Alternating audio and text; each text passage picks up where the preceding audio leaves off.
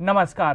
प्रभा साक्षी podcast में आप सभी का स्वागत है। आज के इस पॉडकास्ट में हम समझेंगे कि क्या राज्यसभा चुनाव का मोदी कैबिनेट पर भी असर पड़ेगा और मुख्तार अब्बास नकवी तथा आरसीपी सिंह आगे अब क्या करेंगे। तो आइए सुनते हैं आज के इस पॉडकास्ट को। लेकिन उससे पहले अगर आपने हमारे चैनल को सब्सक्राइब नहीं किया है तो जरूर कर ले, ताकि हर रोज आप ऐसे इंटरेस्टिंग और जानकारीपूर्ण पॉडकास्ट सुन सके। हमारे देश के संसद के दो सदन हैं, पहला लोकसभा और दूसरा राज्यसभा। लोकसभा को संसद का निचला सदन कहा जाता है। इसके सदस्य जनता द्वारा चुने जाते हैं। वहीं राज्यसभा को उच्च सदन कहा जाता है और इसके सदस्यों को जनता की तरफ से चुने जाने वाले प्रतिनिधि यानी कि विधायक चुनते हैं। इस संदर्भ में राज्यसभा सदस्यों के चुनाव को अप्रत्यक्ष चुनाव कहा जाता है। 15 राज्यों की 57 सीटों पर 10 जून को वोटिंग होनी है। नतीजे भी उसी दिन मिल जाएंगे, लेकिन कई लोगों के नतीजे उससे पहले ही आ गए हैं। राज्यसभा सीटों को लेकर बीजेपी, कांग्रेस, जेडीयू और जेएमएम ने अपनी अपनी तरफ से उम्मीदवारों का ऐलान कर दिया है। इसके बाद लगभग सभी दलों में कहीं खुशी कहीं गम का माहौल है। 31 मई को नामांकन का आखिरी दिन था और इसके साथ ही राज्यसभा के चुनाव उम्मीदवारों की भी तस्वीर साफ हो गई।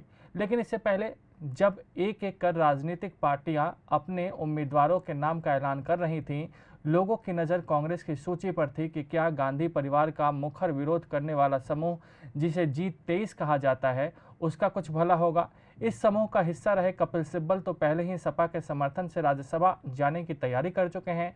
बाकी बचे नेताओं में गुलाम नबी आज़ाद, आनंद शर्मा जैसे चेहरे नेपथ्य में छूट गए। अपनी पार्टी के फैसले से जिन दो केंद्रीय मंत्रियों की कुर्सी खतरे में पड़ गई है, उनमें भाजपा नेता मुख्तार अब्बास नकवी और जदयू के आरसीपी सिंह शामिल हैं।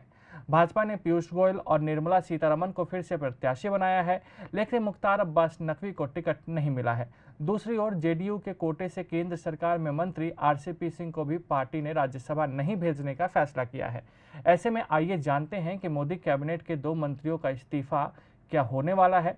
मुख्तार अब्बास नकवी और आरसीपी सिंह के सामने अब आगे क्या विकल्प मौजूद हैं।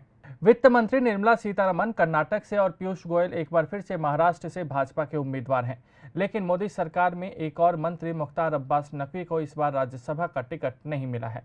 राजनीतिक गलियारों में नकवी को लेकर तरह तरह की चर्चाएं चल रही हैं। संसद के दोनों सदनों में अब भाजपा के पास एक भी मुस्लिम चेहरा नहीं होगा। पार्टी ने अब तक जारी राज्यसभा के उम्मीदवारों को 3 सूची में मुसलमान बिरादरी के चेहरों को परहेज किया है। पार्टी ने केंद्रीय मंत्री मुख्तार अब्बास नकवी, जफर इस्लाम और एमजे अकबर को उम्मीदवार नहीं बनाया है। महज 2 सीटें यानी कि राजस्थान व हरियाणा को एक एक ही बची है, मगर यहां जीत हासिल करने के लिए पार्टी के पास पर्याप्त संख्या बल नहीं है। मुख्तार अब्बास नकवी को लेकर 3 तरह के कयास लगाए जा रहे हैं। रामपुर के उपचुनाव में ठोकेंगे ताल। मुख्तार अब्बास नकवी के मंत्री पद पर खतरा मंडराने लगा है, क्योंकि अगर नकवी संसद नहीं पहुंचते हैं तो ऐसी स्थिति में उन्हें 6 महीने के भीतर मंत्री पद छोड़ना पड़ सकता है। ऐसे में चर्चा है कि अल्पसंख्यक कल्याण मंत्री मुख्तार अब्बास नकवी को रामपुर से लोकसभा का उपचुनाव लड़ाया जाएगा।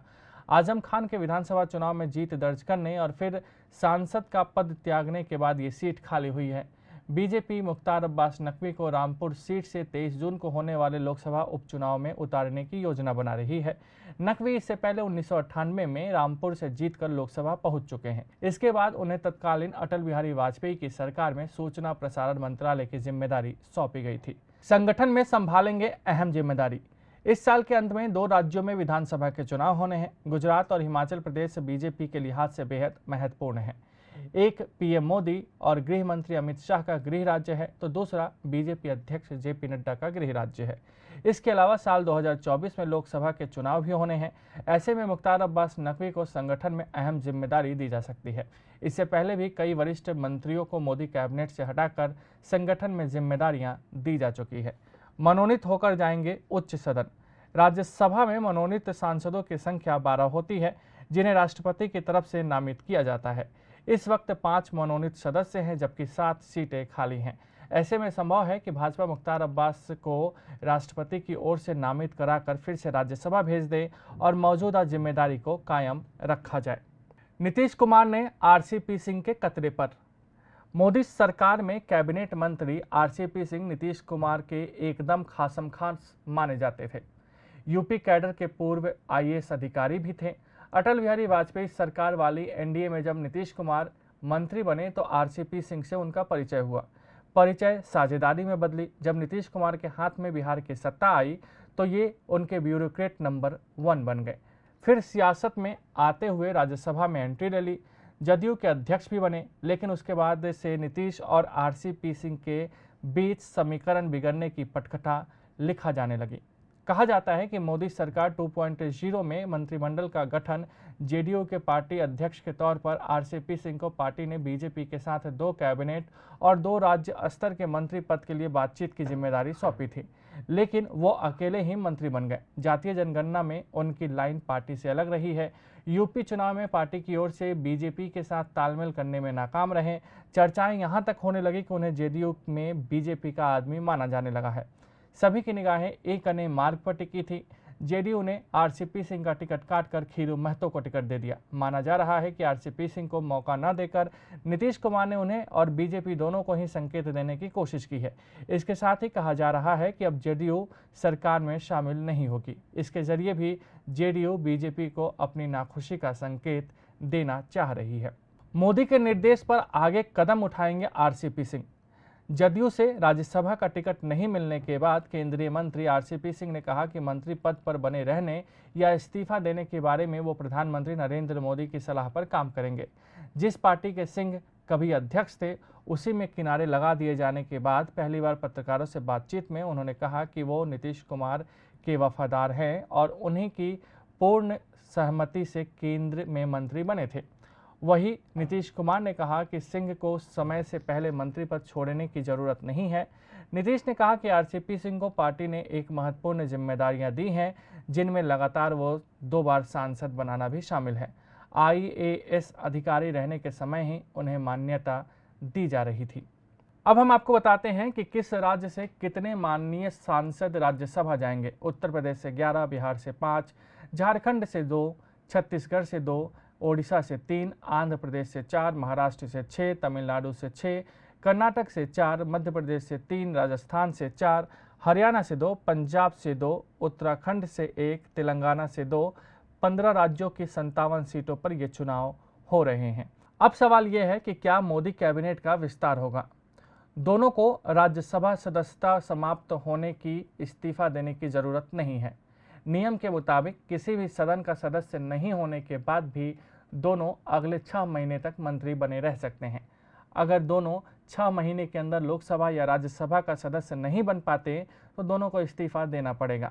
मौजूदा मंत्रिमंडल में 3 मंत्री बनाए जाने की गुंजाइश है। 2 और मंत्रियों मुख्तार अब्बास नकवी और आरसीपी सिंह के इस्तीफे देने की स्थिति में कैबिनेट में 5 मंत्रियों के लिए जगह अभी खाली हो जाएंगी।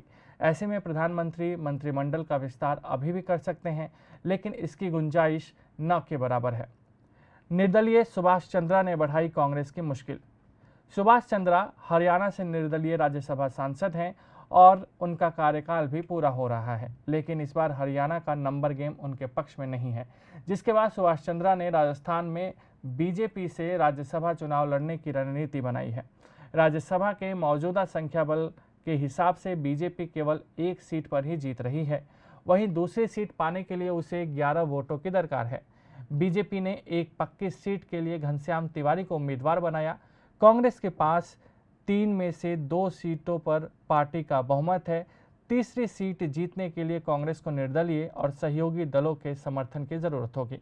बीजेपी के पास दूसरी सीट के लिए 30 अतिरिक्त वोट हैं।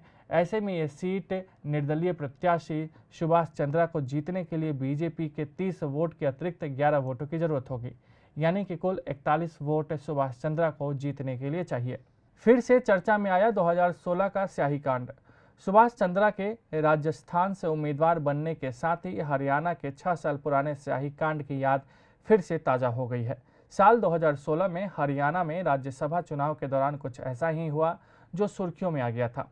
उस वक्त मीडिया जगत के दिग्गज सुभाष चंद्रा के चुनाव में हुई जीत विवादों में आ गई थी। 2016 में हरियाणा के राज्यसभा चुनाव में बीजेपी ने निर्दलीय के तौर पर सुभाष चंद्रा को बाहर से समर्थन दिया था। कांग्रेस और इनेलो ने सुप्रीम कोर्ट के वकील आर.के. आनंद को अपना उम्मीदवार बनाया था। संख्या बल सुभाष चंद्रा के पक्ष में नहीं थे, लेकिन 14 कांग्रेस विधायकों के वोट गलत पेन इस्तेमाल करने की वजह से रद्द हो गए। राज्यसभा चुनाव के लिए एक तरह की बैगनी स्याही वाली पेन को ही वोट करने होते हैं। ये पेन चुनाव आयोग की तरफ से दी जाती है।